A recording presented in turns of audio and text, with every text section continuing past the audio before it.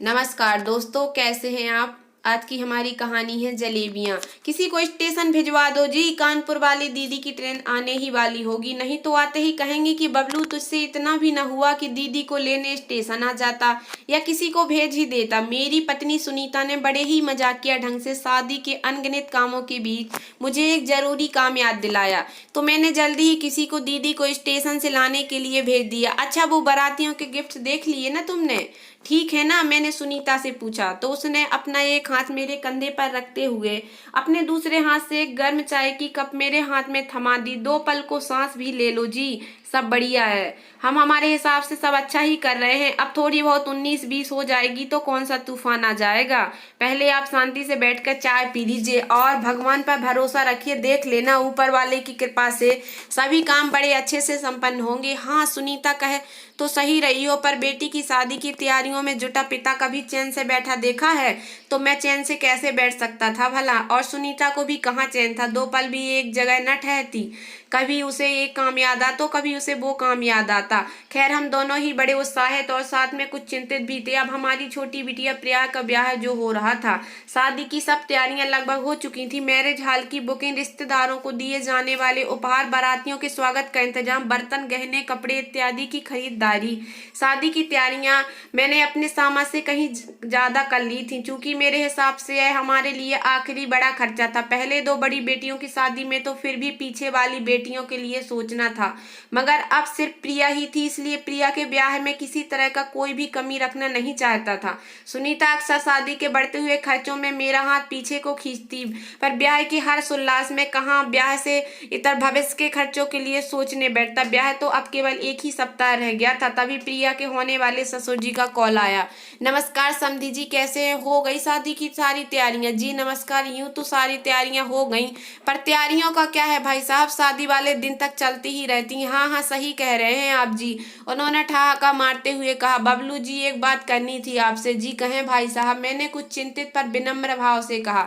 जरा खाने पीने का इंतजाम तगड़ा कर लीजिएगा। वो क्या है ना, हमारे यहाँ खाने पीने के सब बड़े शौकीन हैं। मीठी में आपने 2 चीजें ही रखवाई हैं ना, उन्हें बढ़ाकर 5 कर दें, और स्टार्टर्स भी कम से कम 5-7 तो कर ही लेना। जी भाई साहब, सब हो जाएगा। मैंने उन्हें तो कह दी, पर 2 मिनट को शादी के बढ़ते हुए बजट से उन दिसंबर की शायद दोपहरी में भी मेरे माथे पर पसीने की बूंदें छलका दी। ब्यूटी पार्लर से लौटी मेरी प्रिया झट से मेरे परेशान मन को भांप गई। कुछ डिमांड की क्या पापा? अंकित के पापा ने आपसे? नहीं नहीं, कुछ नहीं बेटा, मैंने बात को टालते हुए उसके चेहरे का नूर देखकर कहा।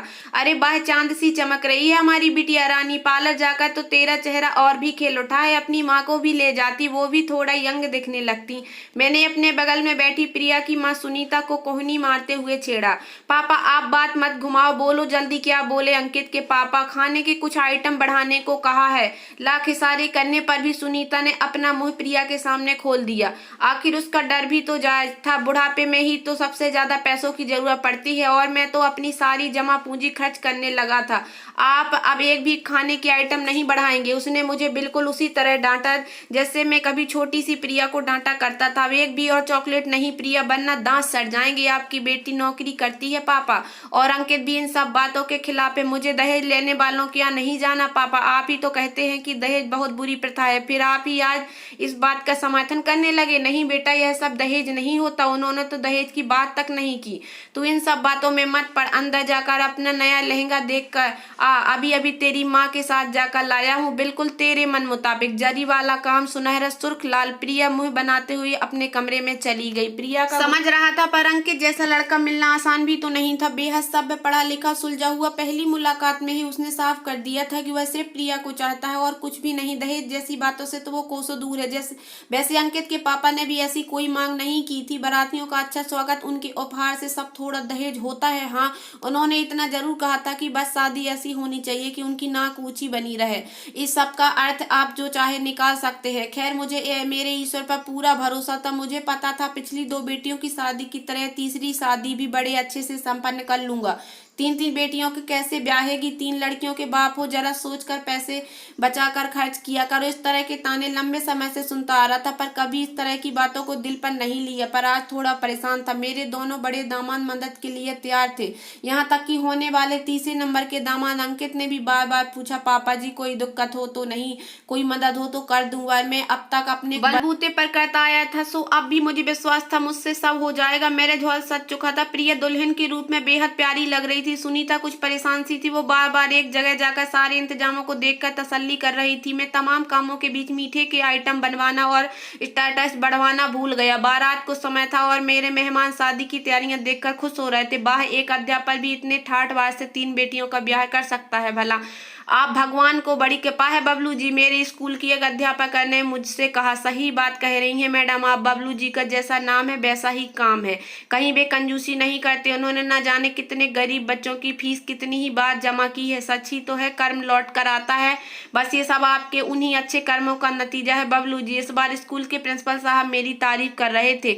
देखते देखते बैंड बाजों के साथ बारात आ गई। स्वागत सत्कार के बाद जैसे ही स्टेटस शुरू हुआ, मुझे तुरंत समधी जी की बात याद आ गई। बबलू जी खाने पीने का विशेष इंतजाम कर लीजिएगा और स्टार्टर्स मीठे में आइटम बढ़ा दीजिएगा। अब एक बार फिर हवा में मेरे माथे पर पसीने की बूंदें छलकी। बारात आने से पहले एक बार ठीक से चेक कर लो बबलू जी, क्योंकि लाख ध्यान से एक एक काम करो, पर शादी के कामों में कुछ न कुछ काम छूट ही जाते हैं। कानपुर वाली दीदी ने अभी अभी मेरे कानों में अपने अनभदी शब्द डाले थे, पर तब मुझे यह जरूरी काम याद ना आया। अब इतनी जल्दी क्या करूं? हैरान परेशान सा कुछ सोच ही रहा था। मैं अपने सामने यह सब देखकर दंग रह गया कि मेहमानों को 20 स्टार्टर्स परोसे जा रही। ये सब देखकर बड़ा अचंभित था। भागा भागा केटरिंग वाले के पास गया तो वह करीबन 10 तरह की मिठाइयों का स्टॉल लगवा रहा था। मैंने तत्काल उसे रोका, नहीं भाई नहीं, बस 4 मिठाइयां ही रखो, मेरा इतना बजट नहीं। बहुत बजट है सर आपका। नीली शर्ट में दुबला पतला सा हैंडसम सा लड़का यह कहते हुए मेरे पैर छूने को झुका तो कुछ पीछे हटता सा बरबस उससे पूछ बैठा, आप कौन? आपका वही जलेबी वाला सेब जो फीस के बदले हमेशा आपको अपने पापा की दुकान की रस में डूबी वो जलेबियां दे देता था। शायद आप भूल गए होंगे सर आपने इस पुराने स्टूडेंट को, पर मुझे आपकी अपने ऊपर को हुई एक कृपा याद है। आप न होते तो मैं कैसे आगे बढ़ पाता। आपका उस चेहरा उस छोटे से जलेबी वाले सिप से मिलाने लगा तो जैसे सालों बाद उसकी वो चाशनी में डूबी जलेबियों का स्वाद फिर से मेरे मुंह में घुल गया। आप जो कहें उसका स्टॉल लग जाएगा सर, और आप जितने चाहें उतने पैसे दे देना सर। होटल से एक छोटे से मालिक यानी मेरे लिए सिर्फ आपका आशीर्वाद ही काफी होगा। जैसे कभी स्कूल फीस के बदले आपके लिए मेरी लाई वो जलेबियां ही काफी हुआ करती थी। सिप की बात सुनकर बरबस मेरी आंखें सजल उठी और फिर से मेरे कानों में कानपुर वाली दीदी की कही वह अनुभवी बात आकर ठहर गई। बबलू, शादी ब्याह में देने वाले बंद लिफाफे वाला गुप्त व्यवहार हो या जीवन में किया जाने वाला खुला व्यवहार, एक दिन वापस जरूर आता है। तो दोस्तों, कैसी लगी आप लोगों को मेरी ये छोटी सी कहानी? अगर आप लोगों को मेरी कहानी पसंद आई हो तो प्लीज़ मेरे वीडियो को लाइक कर देना। चैनल पे नया हो तो प्लीज़ सब्सक्राइब कर लेना और ज़्यादा से ज़्यादा शेयर करना। धन्यवाद दोस्तों।